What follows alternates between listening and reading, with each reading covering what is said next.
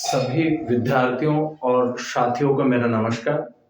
प्रिय विद्यार्थियों और साथियों, जो है आज की क्लास का जो हमारा जो टॉपिक रहेगा वो जेपी नारायण जी के संदर्भ में रहेगा। और देखिए कि जो यूजी क्लासेज हैं बीए पार्ट फर्स्ट के अंतर्गत जो है जो सेकंड पेपर के रूप में भारतीय राजनीतिक विचारक के संदर्भ में जो पेपर चलता है, जो सेकंड पेपर है उसमें जयप्रकाश नारायण जी हैं। और इसके अलावा एमए प्रवेश में जो भारतीय राजनीतिक विचारक के रूप में जो कंपलसरी जो पेपर है, चार कंपलसरी पेपर चलते हैं एमए प्रवेश में, जिसमें पाश्चात्य राजनीतिक विचारक, भारतीय राजनीतिक विचारक, अंतर्राष्ट्रीय राजनीति और जो है लॉ प्रशासन, ये चार पेपर हैं। तो वहां पे भी जो है जयप्रकाश नारायण जी सिलेबस के अंतर्गत हैं और बीए पार्ट फर्स्ट में भी, ठीक है। इसके अलावा विभिन्न जो कॉम्पिटिटिव जो एग्जाम्स हैं वहां पे भी जो है यहाँ से जो है इस टॉपिक में से जयप्रकाश नारायण जी के संदर्भ में जो है क्वेश्चन पूछे जाते हैं। तो निश्चित रूप में ये जो क्लास है ये हमारे लिए उपयोगी होगी, ऐसी मैं उम्मीद करता हूँ। और सभी विद्यार्थियों और साथियों को जो है होली के पर्व की अग्रिम शुभकामनाएं मैं जो है पेश करता हूं। तो चलिए डियर स्टूडेंट्स और साथियों, हम जो बात करते हैं जयप्रकाश नारायण जी के संदर्भ में हमारी जो है क्लास रहेगी, ठीक है। तो सबसे पहले हम जो देखते हैं कि जयप्रकाश नारायण जी का जो जन्म है ये बिहार राज्य के छपरा जिले के, ध्यान रखना, इनका जन्म बिहार राज्य के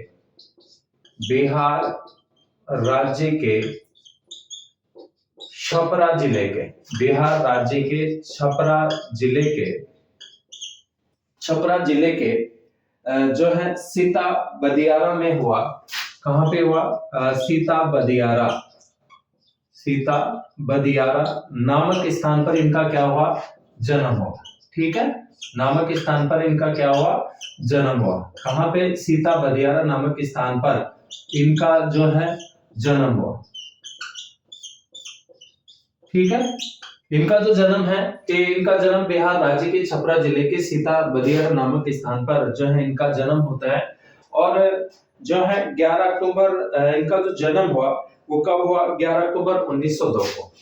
इनके जन्म की हम बात करें तो जो है 11 अक्टूबर 1902 को इनका क्या हुआ था? जन्म हुआ था, ठीक है।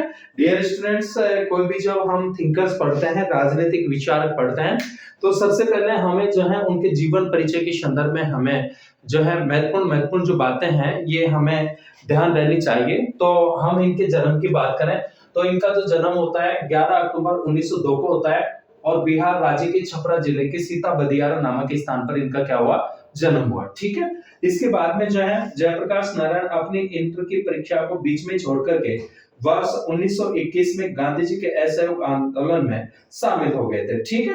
कब? वर्ष 1921 में जो गांधी जी के द्वारा जो असहयोग आंदोलन चलाया जा रहा था, गांधी जी के द्वारा चलाए जा रहे असहयोग आंदोलन में ये क्या हो गए? शामिल हुए, ठीक है। असहयोग आंदोलन में क्या हुए? शामिल हुए।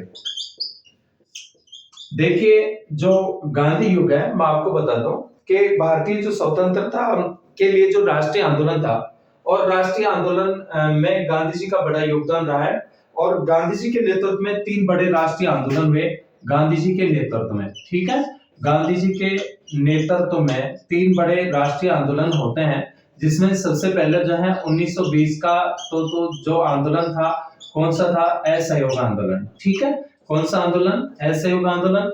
उसके बाद में जो है गांधी जी ने 1930 में जो है सविनय अवज्ञा आंदोलन प्रारंभ किया था। कौन सा आंदोलन? सविनय अवज्ञा आंदोलन, ठीक है। और गांधी जी का जो अंतिम जो आंदोलन था 1942 में जो था राष्ट्रीय आंदोलन, वो था भारत छोड़ो आंदोलन। कौन सा आंदोलन? भारत छोड़ो आंदोलन, ठीक है। तो गांधी जी के नेतृत्व में ये 3 बड़े राष्ट्रीय आंदोलन हुए थे। हालांकि गांधी जी के द्वारा जो किए गए जो आंदोलन थे, राष्ट्रीय आंदोलन जो स्वतंत्रता की प्राप्ति के लिए, वो तात्कालिक जो उसके जो उद्देश्य थे उनको प्राप्त नहीं कर सका, लेकिन हम इनकी प्रासंगिकता को भी नहीं नकार सकते हैं।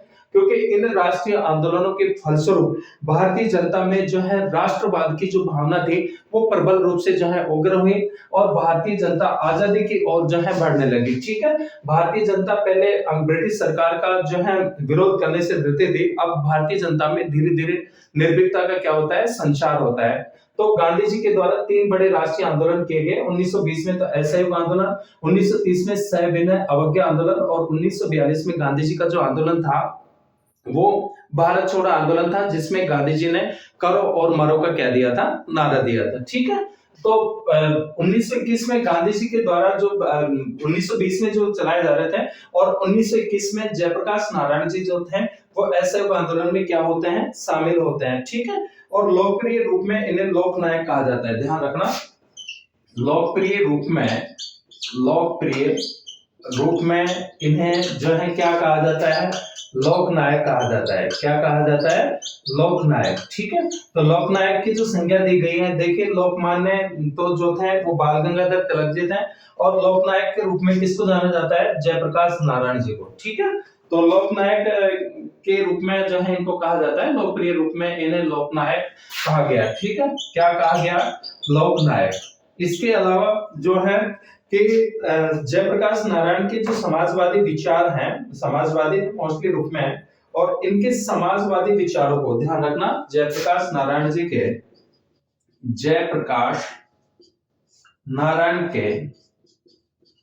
समाजवादी विचारों, जयप्रकाश नारायण के समाजवादी विचारों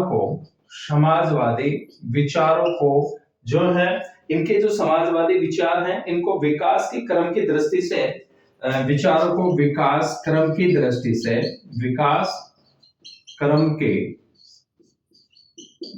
से जो है मोस्टली रूप में 3 खंडों में, कितने रूप में, 3 खंडों में बांटा जा सकता है। ठीक है, हम विकास क्रम की दृष्टि से कितने खंडों में बांटा गया है, 3 खंडों में। कितने खंडों में, 3 खंडों में बांटा जा सकता है या विभाजित किया गया है। ठीक है, 3 खंडों में बांटा जा सकता है। कितने खंडों में, 3 खंडों में।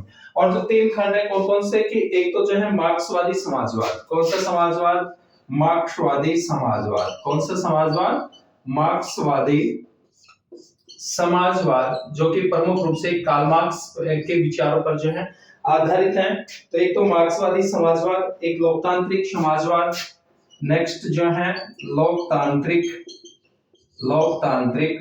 समाजवाद। कौन सा समाजवाद, लोकतांत्रिक समाजवाद। ठीक है, और इसके अलावा जो तीसरा जो विकास क्रम की दृष्टि से हम बांटते हैं तो गांधीवादी समाजवाद, या जिसको सर्वोदय कहा जाता है। ठीक है, कौन सा समाजवाद आ जाएगा, गांधीवादी या सर्वोदय समाजवाद। गांधीवादी या सर्वोदय समाजवाद। ठीक है, गांधीवादी या सर्वोदय समाजवाद। देखिए, हम बात कर रहे हैं भारतीय राजनीतिक विचारक के रूप में, और भारतीय राजनीतिक विचारक के अंतर्गत जो है हम जयप्रकाश नारायण जी को पढ़ रहे हैं। और सबसे पहले हम इनके जीवन परिचय के संदर्भ में हम देखना है। तो जीवन परिचय जो थे कि इनका जो जन्म होता है 11 अक्टूबर 1902 को, और बिहार राज्य के छपरा जिले के सीता बदियारा नामक के स्थान पर इनका क्या हुआ, जन्म हुआ। और 1921 में ये जो गांधी जी के द्वारा जो असहयोग आंदोलन जो चलाया जा रहा था, हालांकि जो प्रारंभ होता है 1920 में, इसमें ये क्या हो गए, शामिल हो गए। और लोकप्रिय रूप में इन्हें जो है लोकनायक के नाम से जो है जाना जाता है, या लोकनायक इनको कहा जाता है। और इनके जो समाजवादी विचार थे जयप्रकाश नारायण जी के, उनको विकास क्रम की दृष्टि से हम मोस्टली रूप में जो है 3 खंडों में बांटते हैं। कितने खंडों में बांटते हैं, 3 खंडों में। सबसे पहले तो जो है मार्क्सवादी समाजवाद। कौन सा समाजवाद, मार्क्सवादी समाजवाद। उसके बाद में लोकतांत्रिक समाजवाद है, और इसके बाद में गांधीवादी या सर्वोदय क्या है, समाजवाद है। ठीक है, तो सबसे पहले हम बात करेंगे मार्क्सवादी समाजवाद की। कौन से समाजवाद की, मार्क्सवादी समाजवाद। और जो मार्क्सवादी जो समाजवाद है कि ये जो था, ये जयप्रकाश नारायण ने अपने विचारों के प्रारंभिक चरण में, ठीक है, कौन से चरण में, अपने विचारों के प्रारंभिक चरण में इन्होंने मार्क्सवादी समाजवाद को जो है माना, और जो है मोस्टली रूप में जो है ये एक सिद्धांत के रूप में उन्होंने माना। यद्यपि इस चरण में उनके समाजवादी दर्शन में मुख्य रूप से मार्क्सवादी धारणाओं का प्रतिपादन हुआ तथा उन्हें मार्क्स का कट्टर अनुयायी नहीं कहा जा सकता, क्योंकि समाजवाद की व्याख्या में उनकी स्वतंत्रता की मौलिक जो अंतर्दृष्टि है वो भी दिखाई पड़ती है। जयप्रकाश नारायण ने यह स्वीकार किया कि समाजवाद व मार्क्सवाद के सिद्धांत भारत के लिए भी क्या है, उपयोगी है। ठीक है, कौन से, एक तो समाजवाद और मार्क्सवाद के सिद्धांतों को भी जो है इन्होंने भारत के लिए जो है इसकी प्रासंगिकता या इसकी उपयोगिता को क्या किया, इन्होंने स्वीकार किया। उसके बाद में नेक्स्ट नंबर पे जो आता है लोकतांत्रिक समाजवाद, दूसरा जो विकास का जो क्रम है और जिसे लोक नीति या लोक शक्ति के नाम से भी जाना जाता है। लोकतांत्रिक जो समाजवाद है इसका जो मतलब होता है लोक नीति या लोक शक्ति के रूप में भी जो है इसको देखा जाता है। तो समाजवादी विचारों के दूसरे चरण में जयप्रकाश नारायण ने लोकतंत्र समाजवादी विचारों का जो है प्रतिपादन किया या लोकतांत्रिक समाजवाद का प्रतिपादन किया। इसके तहत जयप्रकाश नारायण ने मार्क्सवाद के प्रति मत आग्रह का विरोध किया तथा समाजवाद की भारतीय परिस्थिति के अनुरूप व्याख्या पर क्या दिया, बल दिया। जयप्रकाश नारायण ने समाजवाद को ही वस्तुतः लोकतंत्र के रूप में परिभाषित किया और इनके अनुसार समाजवाद का जो वास्तविक अर्थ है कि सामाजिक राज्य व आर्थिक स्वतंत्रता। क्या माना इन्होंने कि सामाजिक क्या होना चाहिए, राज्य होना चाहिए और आर्थिक स्वतंत्रता, और समाजवाद की स्थापना के लिए हिंसक साधनों के इस्तेमाल का इन्होंने क्या किया, विरोध किया। ठीक है, यानी साधनों की पवित्रता पर भी जो है इन्होंने बल दिया। हिंसक साधनों का क्या करते हैं, ये विरोध करते हैं कि समाजवाद की स्थापना में हिंसक साधनों का उपयोग नहीं किया जाना चाहिए। इसके अलावा गांधीवादी जो समाजवाद था इनका जो तीसरा जो खंड है विकास क्रम की दृष्टि से, जो जिसे सर्वोदय के नाम से भी जाना जाता है, तो गांधीवादी जो समाजवादी या सर्वोदय जो था, ठीक है, इसमें क्या था कि जयप्रकाश नारायण अंततः मार्क्सवाद से गांधीवादी बन गए। लास्ट में क्या बन गए, मार्क्सवाद से गांधीवादी बन गए। और सर्वोदय की जयप्रकाश नारायण की अवधारणा मूलतः रूप में 4 बिंदु पर केंद्रित थी। ठीक है, जो सर्वोदय की जो धारणा थी ये मुख्य रूप से कितने बिंदुओं पर आधारित थी, 4 बिंदुओं पर आधारित थी। ठीक है, कितने आधारों पर, 4 आधारों पर। सबसे पहले तो जो है कि एक तो साधनों की पवित्रता पर क्या दिया इन्होंने, बल दिया। किस पर बल दिया, साधनों की पवित्रता, कि लक्ष्य की प्राप्ति के लिए जो है साधनों की क्या होनी चाहिए, पवित्रता होनी चाहिए। ठीक है, इसके अलावा जो है मानवीय मूल्यों को इन्होंने सर्वोपरि माना। सबसे पहले किसको सर्वोपरि माना, मानवीय मूल्यों को। मानवीय मूल्यों को इन्होंने क्या माना, सर्वोपरि माना। ठीक है, यानी सबसे ऊपर जो रखा, किसको रखा, मानवीय मूल्यों को। तो मानवीय जो मूल्य हैं उन पर इन्होंने जो है बल दिया। और तीसरा जो है मानवीय जो तीसरा जो इसका जो बिंदु था वो क्या था, तीसरे रूप में कि जो है आर्थिक और सामाजिक रूपांतरण के लिए जनता की शक्ति में विश्वास किया। ठीक है, इन्होंने जनता की शक्ति में क्या किया, विश्वास किया। जनता की शक्ति में विश्वास। ठीक है, इसमें विश्वास, जनता की शक्ति में विश्वास। और 4th नंबर पे जो है विकेंद्रीकरण पर क्या दिया, बल। इस शक्तियों का क्या होना चाहिए, विकेंद्रीकरण। ठीक है, केंद्रीकरण नहीं, क्योंकि जब शक्तियां एक व्यक्ति के हाथों में होती है, एक संस्था के हाथों में होती है, तो उसको केंद्रीकरण के नाम से जाना जाता है। और जब शक्तियां जो होती है विभिन्न हाथों में, या हम ये कहें कि सत्ता जब उसका जो विकेंद्रीकरण, जब बंटवारा होता है, विभिन्न लोगों के हाथों में शक्तियां होती हैं, तो उसको क्या कहा जाता है, विकेंद्रीकरण कहा जाता है। तो जयप्रकाश नारायण के द्वारा विकेंद्रीकरण पर क्या दिया जाता है, बल दिया जाता है। ठीक है, इसके अलावा जो है जयप्रकाश नारायण के अनुसार सर्वोदयी समाजवाद नई व्यवस्था के निर्माण के लिए प्रमुख रूप से प्रेम, अहिंसा और करुणा की शक्ति पर विश्वास करता है। अहिंसा, प्रेम और करुणा की शक्ति के संगठित स्वरूप को जयप्रकाश नारायण ने लोक शक्ति की संज्ञा दी है। ठीक है, जिसमें लोक शक्ति में किस किस को शामिल किया है, अहिंसा को, प्रेम को और करुणा की शक्ति को। जयप्रकाश नारायण के अनुसार सर्वोदयी समाजवाद एक अहिंसक, शोषण मुक्त, सहकारी समाज का आदर्श प्रस्तुत करेगा और सर्वोदयी समाजवाद की व्यवस्था का आधार प्रतियोगिता नहीं होगा, बल्कि यह किस पर आधारित होगी, सहयोग पर। ठीक है, इसके अलावा इस प्रकार की जो अर्थव्यवस्था होगी वो किस पर आधारित होगी, प्रतियोगिता के स्थान पर जो है किस पर आधारित होगी, वो सहयोग पर आधारित होगी। ठीक है, इसके स्थान पर किस पर आधारित, सहयोग पर आधारित। ठीक है, कैसी अर्थव्यवस्था को स्वीकार किया इन्होंने, किस पर बल दिया, सहयोग पर आधारित अर्थव्यवस्था को। ठीक है, इसके अलावा जो है अब अपन जो बात करते हैं कि सर्वोदय समाजवाद की संरचना जातीय वर्ग पर आधारित नहीं होगी। जयप्रकाश नारायण का मानववाद, देखिए मानववाद में के इन्होंने मानव के स्वभाव की संतुलित व्याख्या की है और इनकी धारणा या इनका मानना था कि मनुष्य मूलतः केवल अच्छा या बुरा नहीं है। ठीक है, इसके अलावा इनके अनुसार मानव का स्वभाव प्रकृति प्रदत्त तत्वों और सामाजिक कारकों से मिलकर के क्या होता है, निर्धारित होता है। अतः मनुष्य में अच्छा और बुरा बनने की संभावनाएं एक साथ विद्यमान रहती है। जयप्रकाश नारायण ने मानव स्वभाव को कोई रूढ़ तत्व नहीं माना। इनके अनुसार मनुष्य के स्वभाव व आचरण के प्रयासों के माध्यम से जो है उसको बदला जा सकता है, मानव के स्वभाव को चेंज कर सकते हैं। जयप्रकाश नारायण ने मानव केंद्रीयता को किसी भी सामाजिक, राजनीतिक और आर्थिक व्यवस्था की सार्थकता का मानदंड माना है और इन्होंने पूंजीवादी और समाजवादी व्यवस्था तथा औद्योगिक सभ्यता का इस आधार पर विरोध किया कि इन व्यवस्थाओं ने मनुष्य को एक यंत्र मात्र बना दिया तथा मनुष्य को उसकी सृजनात्मक शक्ति के वास्तविक आनंद की अनुभूति से वंचित कर दिया जाता है। जयप्रकाश नारायण का मानना था कि धर्म, विचारधारा, राज्य और विज्ञान आदि सभी को साधन तथा मनुष्य को साधे माना जाना चाहिए। ठीक है, कि जो धर्म है, विचारधाराएं हैं, राज्य है, विज्ञान है, ये सभी को क्या मानना चाहिए, साधन, जबकि लक्ष्य जो होना चाहिए, एम जो होना चाहिए, वो मनुष्य को इन्होंने माना। जयप्रकाश नारायण ने मानव की केंद्रीय सत्ता को मान्यता देते हुए मानव का समुदाय से पृथक अस्तित्व इन्होंने स्वीकार नहीं किया। ठीक है, इसके अलावा जयप्रकाश नारायण ने मानव की आत्मा की स्वतंत्रता तथा आत्म साक्षात्कार को ही मानवीय प्रयत्नों का सर्वोच्च बिंदु जो है क्या किया है, स्वीकार किया है। ठीक है, तो निश्चित रूप में देखिए आपको ध्यान रखना है, सबसे पहले हम इनके परिचय के संदर्भ में हमने देखा कि इनका जो जन्म होता है 11 अक्टूबर 1902 को हुआ। कहां पे हुआ, बिहार राज्य के छपरा जिले के सीता बदियार नामक स्थान पर इनका क्या होता है, जन्म होता है।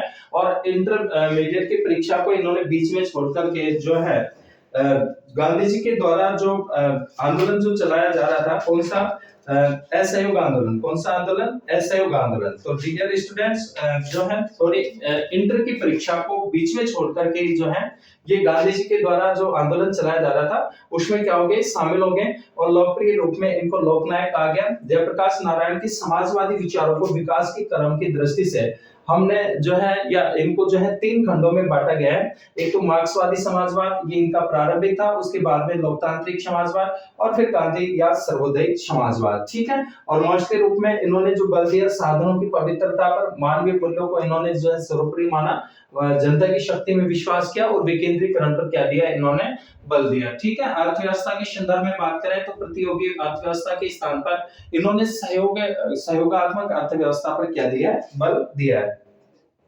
इसके बाद में हम बात करते हैं कि जयप्रकाश नारायण के द्वारा संसदीय लोकतंत्र की क्या की गई, आलोचना। ठीक है, संसदीय लोकतंत्र के क्या थे, ये आलोचक हैं। नेक्स्ट जो हम बात कर रहे हैं कि जयप्रकाश नारायण के द्वारा संसदीय लोकतंत्र की क्या आलोचना। तो संसदीय लोकतंत्र की आलोचना किसने की, जयप्रकाश नारायण जी ने। ठीक है, जयप्रकाश नारायण द्वारा संसदीय लोकतंत्र की आलोचना, ध्यान रखना, जयप्रकाश नारायण द्वारा संसदीय लोकतंत्र की आलोचना, संसदीय लोकतंत्र की आलोचना। ठीक है, कि इन्होंने संसदीय लोकतंत्र की क्या की, आलोचना की। किस रूप में अपन बात करते हैं, तो देखिए कि जयप्रकाश नारायण लोकतंत्र के तो प्रबल क्या थे, समर्थक थे। ठीक है, लोकतंत्र के प्रबल क्या थे, ये समर्थक। किसके, कौन सी शासन प्रणाली के, लोकतांत्रिक या लोकतंत्र के प्रबल क्या थे, समर्थक थे। लोकतांत्रिक शासन प्रणाली के प्रबल रूप से क्या थे, समर्थक थे। लेकिन ये लोकतंत्र की पश्चिमी धारणा तथा संसदीय शासन प्रणाली के कटु क्या थे, आलोचक थे। ठीक है, संसदीय लोकतंत्र के क्या थे, प्रमुख रूप से ये आलोचक थे। और जो है इन्होंने पश्चिमी लोकतंत्र की धारणा को लोकतांत्रिक अर्थतंत्र की संज्ञा दी है और दल विहीन लोकतंत्र का समर्थन किया। विशेष रूप से आपको ध्यान रखना है कि इन्होंने दल विहीन, ठीक है, कौन से, कि जिसमें दल नहीं हो, दल विहीन इन्होंने दल विहीन लोकतंत्र का क्या किया है, समर्थन किया है। ठीक है, दल विहीन लोकतंत्र का क्या किया, समर्थन किया। किसका समर्थन किया, दल विहीन लोकतंत्र का क्या किया, समर्थन किया। महत्वपूर्ण बिंदु है, मोस्टली रूप में जो है क्वेश्चन भी अक्सर पूछे जाते हैं इनके संदर्भ में कि दल विहीन लोकतंत्र का समर्थन किसके द्वारा किया गया, कौन से विचारक ने इसका समर्थन किया है। तो किसके द्वारा किया गया, दल विहीन लोकतंत्र का जो समर्थन किया गया वो जयप्रकाश नारायण ने। ठीक है, इसके अलावा जो है इन्होंने पश्चिमी लोकतंत्र की धारणा की आलोचना जो इस आधार पे की कि उसमें व्यक्ति के सामाजिक स्वभाव की क्या की गई है, उपेक्षा की गई है। इस प्रकार से पश्चिमी लोकतांत्रिक धारणा की क्या थे, आलोचक थे। और जयप्रकाश नारायण के अनुसार संसदीय प्रजातंत्र का मुख्य रूप से जो दोष है, कमी है, इसमें व्यक्ति की व्यक्तिगत भूमिका पर क्या दिया गया है, बल दिया गया है। और संसदीय लोकतंत्र की राजनीतिक प्रक्रिया में व्यक्ति की भागीदारी केवल मतदान करने तक सीमित हो जाती है। जयप्रकाश नारायण के अनुसार संसदीय शासन वस्तुतः अल्पमत का शासन होता है। तो अल्पमत का शासन किसने बताया, जयप्रकाश नारायण जी ने। इन्होंने संसदीय लोकतंत्र को मिथ्याचार को प्रोत्साहन देने वाली प्रणाली बताया। और जयप्रकाश नारायण के अनुसार संसदीय लोकतंत्र का सबसे बड़ा दोष उसमें विद्वान केंद्रीकरण की प्रवृत्ति है। इन्होंने दल व्यवस्था को भी संसदीय लोकतंत्र का एक बड़ा दोष माना, क्योंकि दल राष्ट्रीय हितों की अपेक्षा अपने दलीय हितों को क्या देते हैं, ये अधिक महत्व देता है। जो पॉलिटिकल पार्टीज होती हैं, राजनीतिक दल होता है, ये जनता के हितों के बजाय, राष्ट्र हित के बजाय जो है, इन्होंने कहा कि ये अपने हितों को क्या देते हैं, प्राथमिकता देते हैं। इसलिए इन्होंने दल विहीन लोकतंत्र का क्या किया, समर्थन किया। ठीक है, इसके अलावा इन्होंने दल व्यवस्था को भी संसदीय लोकतंत्र का बड़ा दोषी माना। और जयप्रकाश नारायण ने संसदीय लोकतंत्र की चुनाव प्रणाली को विकृत, ठीक है, क्या कहा कि ये प्रणाली जो है विकृत है और अत्यधिक क्या है, खर्चीली है। इसके बाद में हम बात करते हैं जयप्रकाश नारायण के लोकतंत्र की संकल्पना, क्योंकि लोकतंत्र की संकल्पना के ये प्रबल रूप से समर्थक थे इन्होंने। नेक्स्ट हम बात करते हैं, ये तो इन्होंने इस आधार पर जो है संसदीय लोकतंत्र की क्या की, आलोचना की। उसके बाद में अपन देखते हैं कि जो है जयप्रकाश नारायण के लोकतंत्र की संकल्पना। ठीक है, जयप्रकाश नारायण की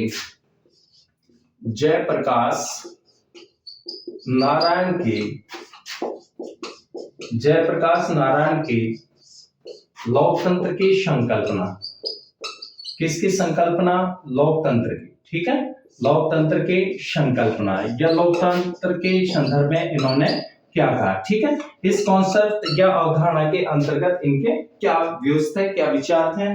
तो जयप्रकाश नारायण की लोकतंत्र की संकल्पना में लोकतंत्र को शासन की एक संस्थागत व्यवस्था और नैतिक मूल्यों की एक व्यवस्था माना गया है। इनके अनुसार नैतिक अपेक्षा ही लोकतंत्र से अनिवार्य रूप से जुड़ी हुई है।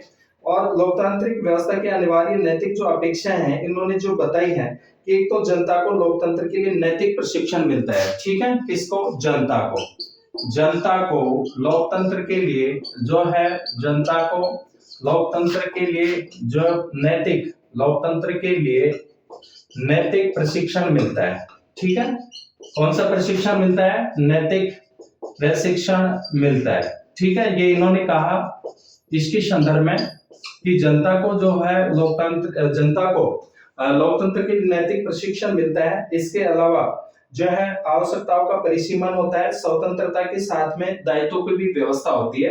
ये लोकतंत्र में स्वतंत्रता के साथ में दायित्वों की व्यवस्था। इसके अलावा इसमें मोस्टली रूप में जो है आर्थिक न्याय, कौन सा न्याय, इकोनॉमिक जस्टिस, आर्थिक न्याय व सामाजिक न्याय की भी व्यवस्था होती है। ठीक है, कौन सी न्याय, सामाजिक न्याय। ठीक है, आर्थिक न्याय के अंतर्गत कि व्यक्ति कोई भूखा नहीं रहे, व्यक्ति की मूलभूत आवश्यकताओं की पूर्ति हो। और सामाजिक न्याय के समाज में किसी भी व्यक्ति के साथ में जाति, धर्म, लिंग, वंश आदि के आधार पर जो है किसी भी प्रकार का कोई भेदभाव नहीं होना चाहिए। समाज में मानव को मानव होने के नाते सभी मानव को मानवीय गरिमा का क्या रखा जाए, ध्यान रखा जाए। ठीक है, तो सोशल जस्टिस, आर्थिक, इकोनॉमिक जस्टिस, ये इसके अंतर्गत आते हैं लोकतंत्र के अंतर्गत।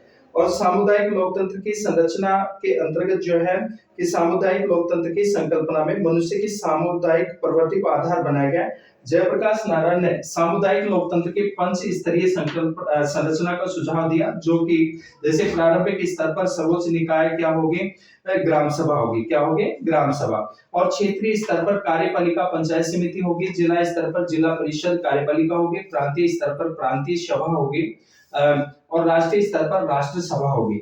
इसके अलावा राष्ट्रीय सभा के लिए प्रतिनिधियों का निर्वाचन प्रांतीय समिति द्वारा किया जाएगा। राष्ट्रीय सभा राष्ट्रीय स्तर पर कार्यपालिका की नियुक्ति करेगी जो राष्ट्र सभा के प्रति उत्तरदायी होगी।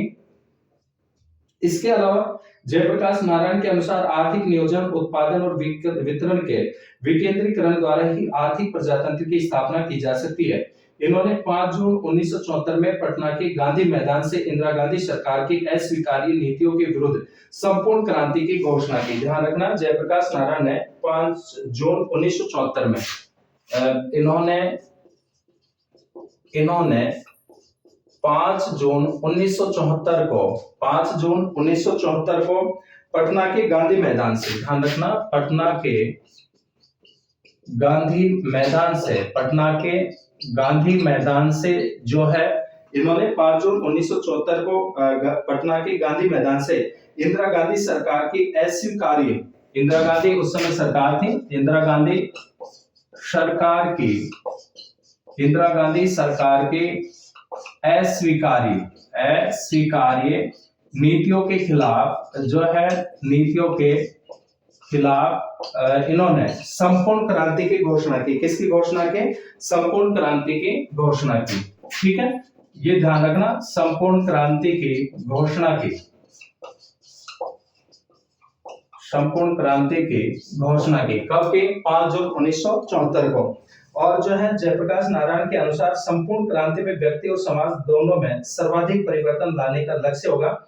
इनके अनुसार संपूर्ण क्रांति की धारणा का जो उद्देश्य था कि वर्तमान में उस समय विद्यमान विकृत व्यवस्था को समाप्त करना ही नहीं था, बल्कि उसके माध्यम से एक नवीन वैकल्पिक व्यवस्था की योजना भी पेश करना है। और जयप्रकाश नारायण ने संपूर्ण क्रांति की परिधि में निम्नलिखित जो है 7 आयामों को क्या किया? शामिल किया, जिसके अंतर्गत 7 आयाम, ध्यान रखना आपको विशेष रूप से जो है प्रिय विद्यार्थियों के जो संपूर्ण जो क्रांति थी, इनकी संपूर्ण क्रांति की जो अवधारणा थी उसमें इन्होंने जो है मुख्य रूप से 7 आयामों को शामिल किया। कितने आयामों को? 7 आयामों को। और 7 जो आयाम थे कौन कौन से थे? एक तो सामाजिक क्रांति। कौन सी क्रांति? सामाजिक क्रांति। ठीक है, सामाजिक क्रांति। इसके अलावा जो है आर्थिक क्रांति, इसके अलावा राजनीतिक क्रांति, इसके अलावा पहले जो है सामाजिक क्रांति, आर्थिक क्रांति, राजनीतिक क्रांति, सांस्कृतिक क्रांति, इसके अलावा वैचारिक क्रांति। कौन सी क्रांति? वैचारिक क्रांति। इसके अलावा जो है शैक्षणिक और नैतिक। ठीक है, शैक्षणिक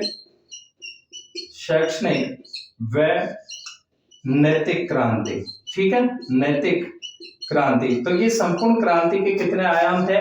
जयप्रकाश नारायण ने कितने आयाम निर्धारित किए? 7 आयाम। ठीक है, सामाजिक क्रांति, आर्थिक क्रांति, राजनीतिक क्रांति और जो है सांस्कृतिक, वैचारिक, शैक्षणिक और नैतिक या आध्यात्मिक क्रांति।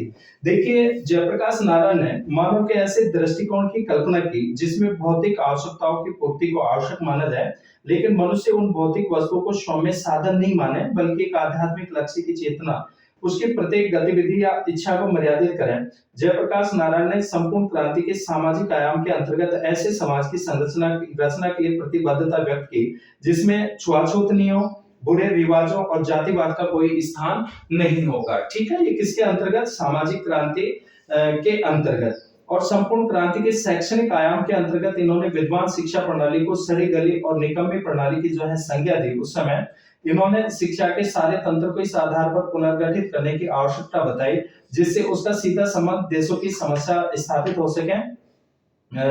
और संपूर्ण क्रांति के सांस्कृतिक आयाम के अंतर्गत भारत की मूलभूत मानवीय और आध्यात्मिक परंपरा पुनर्प्रतिष्ठित की जाएगी। जयप्रकाश नारायण के अनुसार सामाजिक क्रांति केवल अहिंसात्मक साधनों से ही संभव है। ठीक है, कौन से साधनों से? अहिंसात्मक साधनों से।